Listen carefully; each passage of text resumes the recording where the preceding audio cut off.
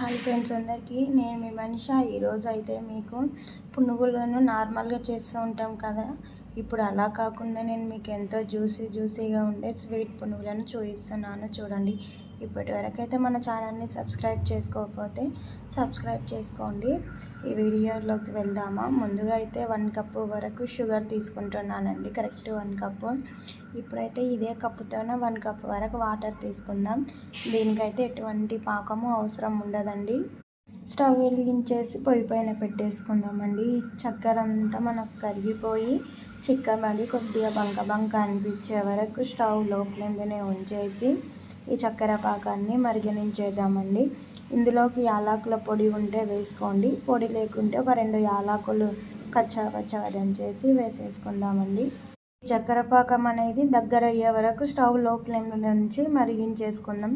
నేను ఇక్కడైతే 1 కప్పు వరకు వాటర్ తీసుకున్నా కదండి. ఈ పాకం మనకు మరిగితే 1/2 కప్పు వరకు అవుతుంది. ఇక్కడ నేను ఒక 2 యాలకులు వేసేస్తున్నా దంచి. అప్పుడే మనకు అర్థమవుతుందండి, చక్కెర పాకం దగ్గర అవ్వగానే చిక్కబడిపోతుంది. మనం చేతితో చెక్ చేసుకోవచ్చు, బంకలా అనిపిస్తుంటుంది కదండి జిగటగా. అప్పుడు స్టవ్ ఆఫ్ చేసేసుకొని పక్కన పెట్టేసుకుందామండి.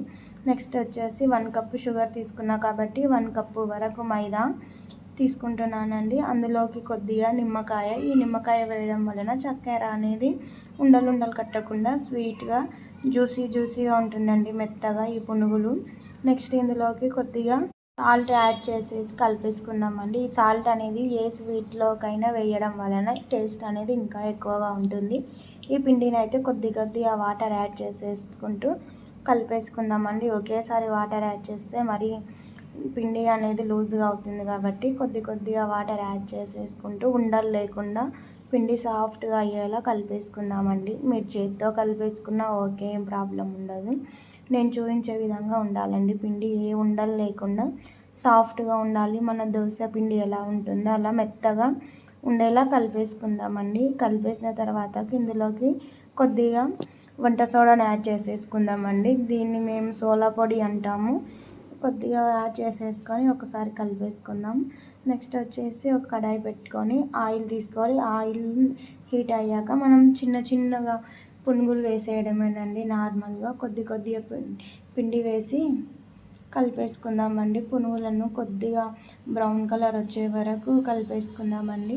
స్టవ్ లో ఫ్లేమ్లోనే ఉంచండి. మరి ఆయిల్ ఎక్కువ హీట్ అయితే లోపల కాలవు, పిండి ఉంటాయి కాబట్టి స్టవ్ లో ఫ్లేమ్లోనే ఉంచి ఈ పునుగులను వేసేసుకుందాము. నెక్స్ట్ వచ్చేసి పునుగులు చక్కగా ఫ్రై అయిన తర్వాత ఇందులోకి చక్కెర పాకంని కొద్దిగా వేసేసుకోవడమేనండి. మనకి ఎంతో జ్యూసీగా ఉంటాయి. ఒక 5 మినిట్స్ వరకు వీటిని అలాగే ఉంచేసుకుందాం మూత పెట్టి. చక్కెర పాకం అనేది పునుగులకు పట్టేస్తుంది బాగా. ఈ వీడియో నచ్చితే లైక్ చేయండి, షేర్ చేయండి, సబ్స్క్రైబ్ కూడా చేసుకోండి.